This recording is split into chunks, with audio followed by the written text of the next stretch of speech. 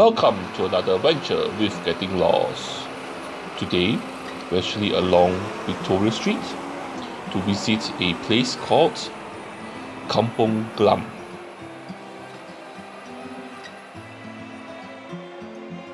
So like I said, this is Victoria Street, and one thing you notice about Victoria Street is there's actually a small little wall area here, brick wall, and if you actually look across, there are actually a lot of graves.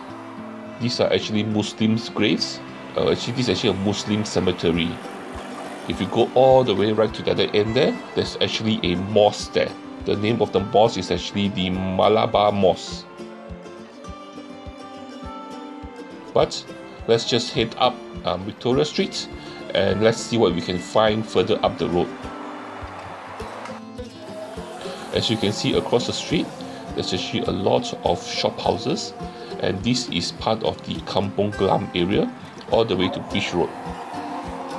And within this area here, there are a lot of shop houses with a lot of restaurants, a lot of places, maybe souvenir shops, specialty shops, and it all starts at this place called Arab Street.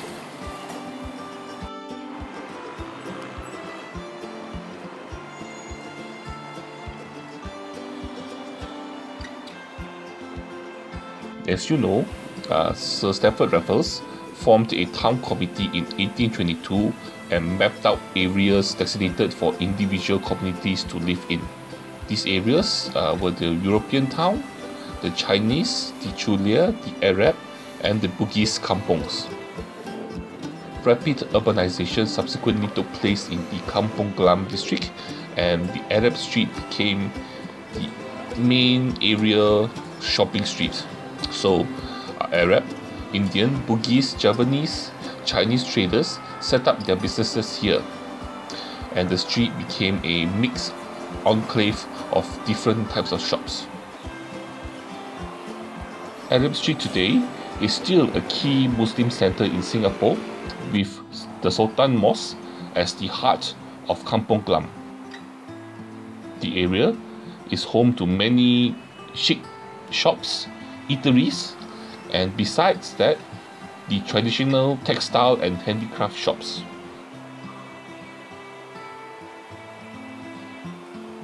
This is Arab Street. Arab Street lies between Victoria Street and Beach Road in the Kampong Glam area. There are a lot of other streets nearby, and they are actually named also after Arabian cities. And Arab Street here is the center of Muslim activity in the area and is famed for its specialty shops. People from all walks of life gather here to savor its culture, colors, and cuisine. And as you can see now, if you keep walking down Arab Street now, you can still see lots of textile shops operating here, and a lot of them, you can actually see a lot of them not only sell textiles, they also sell dresses and clothes.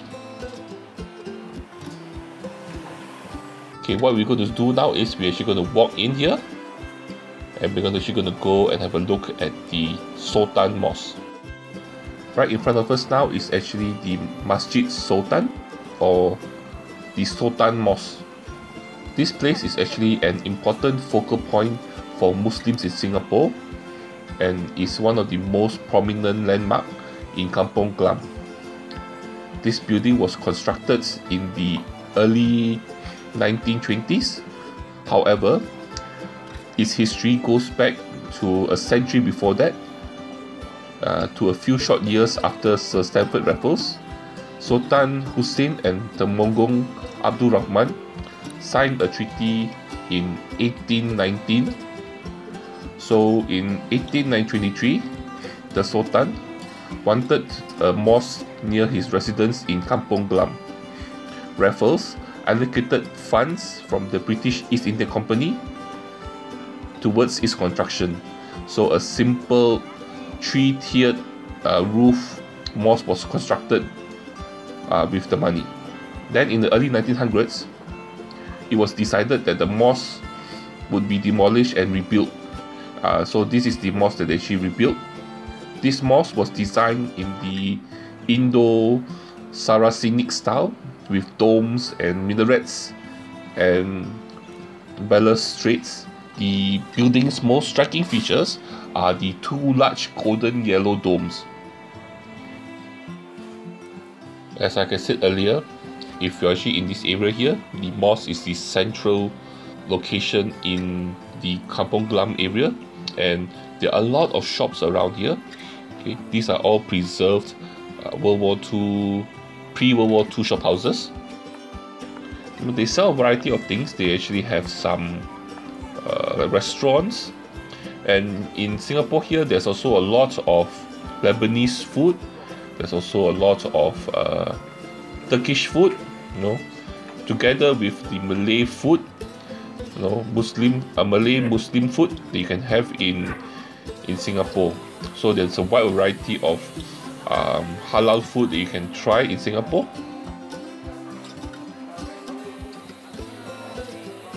Lebanese and Turkish food is actually very easily available in this area. And while you're eating, you can also enjoy looking at the shop houses, the architectural features of the shop houses.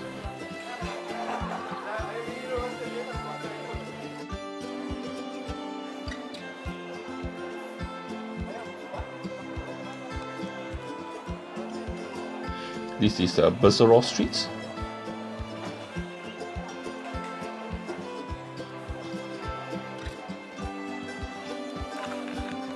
As you can see, if you come during the weekend, in the afternoon, there's actually a small little bazaar here where you can actually look at some of people set up some stores for to sell some items.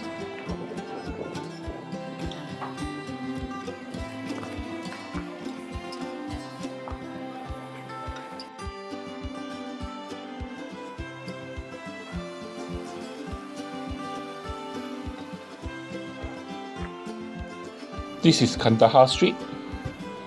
As you can see, on this street itself, on the left hand side here, there's a lot of pre-World War II shop houses that are very well preserved. Very nice architectural features everywhere. And along this road itself, there are a lot of offices and also a lot of restaurants.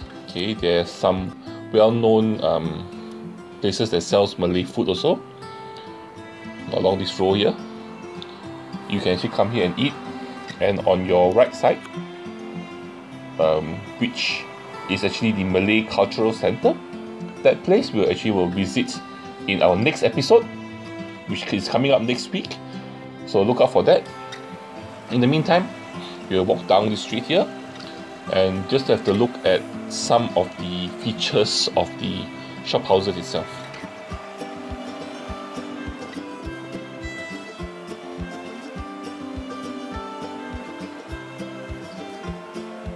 This is actually North Bridge Road, and this road is actually a very busy road. But around this area here, there are actually a few restaurants, Malay restaurants, that sell this particular dish called Nasi Padang, which actually means Padang rice. Okay, and this is actually a typical Sumatran dish, which comprises steamed rice served with a variety of dishes, many of which features coconut gravy, cassava leaves, rendang, young jackfruit curry, and many other dishes. So this dish itself will be spicy and rich and flavorful because they will use lots of different types of spices. This place here, Warung Nasi Pariaman, is one of the well-known Nasi Padang places in Singapore. It started in 1948 as a stall in a Chinese-run coffee shop around this area here, and the founders of the shop actually came from Minangkabau province in Pariaman, West Sumatra. Further up along North Bridge Road is these two places, Zamzam and Victory Restaurant. They sell Indian Muslim food, and both shops has been in operation for more than 100 years. If you want to know more about Zamzam, I can put a link below in the description. You can actually refer to that for more information about Zamzam. Anyway, this has been an adventure at Kampong Glam. We have went to Arab Street, then we have visited the mosque, and then we visited some of the areas around the mosque, some of the streets. So I hope you enjoyed this first part. It's a good place. Kampung Glam is a good place for you to come for a walk, maybe in the evening time. It's cooler then. And I hope you enjoyed what you see. Please like, share and subscribe, and don't forget to join me for my next adventure. Bye bye.